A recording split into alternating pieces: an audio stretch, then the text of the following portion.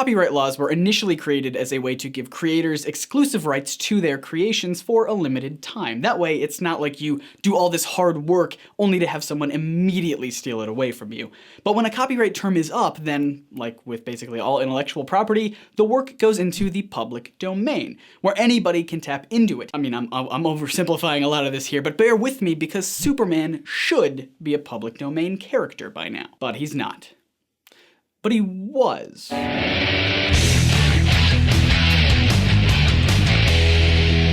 Welcome to Comic Misconceptions, I'm Scott, and Superman made his debut in June of 1938 in Action Comics #1. That's a little over 77 years ago at the time I'm recording this video. According to the Copyright Act of 1976, any works copyrighted before 1978 that haven't already entered the public domain had a term of protection for 75 years.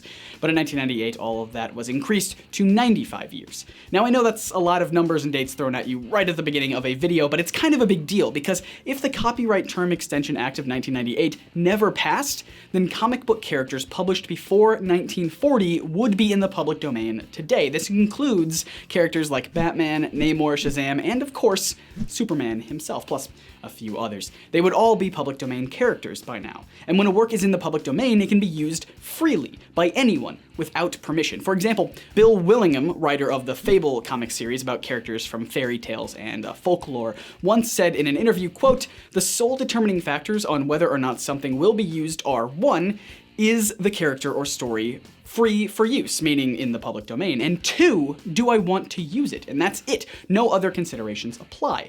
And that seems to be working because Fables is awesome. Now imagine if we could do that with popular comic book characters like Superman. You could publish your own Superman comic or even film if you wanted to without needing to ask first. Sort of. It's a little more complicated than that. Let me try to explain using The Wizard of Oz as an example. The book The Wonderful Wizard of Oz, written by L. Frank Baum in 1900, is in the public domain. There have been many adaptations of the story, including the one we all know, 1939's The Wizard of Oz, starring Judy Garland, which is not in the public domain because its copyright hasn't expired yet. So if you wanted to make a comic book with the characters or elements from The Wizard of Oz, you just have to make sure that you're pulling inspiration from the book, not the movie. For example, the famous ruby slippers were made specifically for the movie, but were actually silver slippers in the book. So in the Fables comic, that's what's shown, silver slippers. It's pulling from the book, not the movie. Once the film officially enters the public domain, then you may use ruby slippers. What this means for Superman is that even if copyright laws still only protected published works for 75 years instead of 95, then sure, we would have the freedom to use Superman however we wanted today. However, we could only use elements of the character published before 1940, because anything after that would still be protected by copyright. Put simply, we couldn't use this Superman. We could only use this Superman.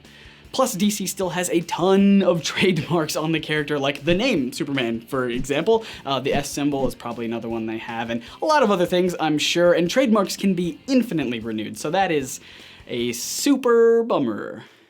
That was dumb. But believe it or not, there was actually a very brief time when Superman was in the public domain. Technically. You may recall that way back in the day, Superman publisher DC Comics was going out and suing anybody they could for any comic book character that even slightly resembled Superman. And one of those unlucky characters that DC thought infringed on Superman's copyright was none other than Captain Marvel from Fawcett Comics. Just a quick note here that DC at this point in time was called National Comics Publications, but I'm still gonna refer to them as DC because this is gonna make everything a lot easier. Now, if you remember from our Captain Marvel video, the case was settled between DC and Fawcett out of court, but there was a lot more to this story. In the trial, it was ruled that Captain Marvel did violate Superman's copyright, but Fawcett Comics still won anyway. What? Scott, you're talking crazy words. I know, right? It sounds weird, but Fawcett had the best darn avocados at law on their side who argued that even if they did infringe on Superman's copyright, it doesn't matter because DC had abandoned that copyright on Superman and therefore could not enforce it. And if that sounds a bit strange to you, let me explain. Keep in mind that I am not really good when it comes to this legal stuff, but I'll try to make it as clear as I can, knowing full well that I will definitely get something wrong.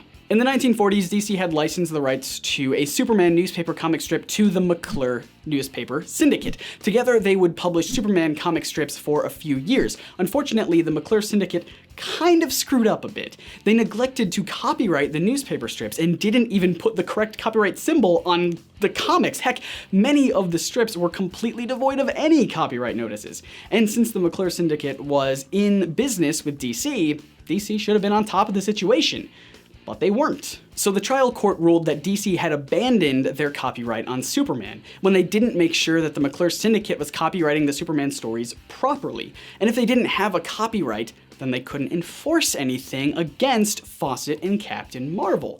More importantly, when a copyright is forfeited, it means the work would be in the public domain. This was the outcome of the trial. This was a thing that happened. DC no longer had a copyright on Superman. If anyone wanted to at this time, they could have published their own Superman comic, and there is nothing DC could do about it. But of course, DC appealed, and the ruling was changed. The judge, Learned Hand, which, yeah, that was his real name, ruled that Fawcett was absolutely copying Superman with their character Captain Marvel, which honestly was not even in question. That's what the first ruling said too. But he also said that no, DC didn't give up their copyright due to some mistake. For a copyright to be abandoned, the copyright holder has to clearly and intentionally, that's the key word, give up the copyright. It was not DC's intent to abandon Superman. They love Superman. He makes them a lot of money. And they copyrighted all of their comic books, so why would it make sense to punish them for something the McClure Syndicate was responsible for? The judge ruled that DC's Superman copyright was indeed enforceable, and Fawcett was once again on the losing side of the battle, but of course, they settled out of court anyway. Still, for a brief moment in time, Superman was technically a public domain character, and that is kind of neat. What do you guys think? Will Superman or any other major comic book character ever truly be in the public domain? Should he be? And what kind of stuff would you do with the character if he was? Let's talk about it all in the comments below. And also, as I said, I'm not really good with legal stuff, so I'm 100% positive that I got something wrong in this video, and if I did, please let me know in the comments so we can clear it all up.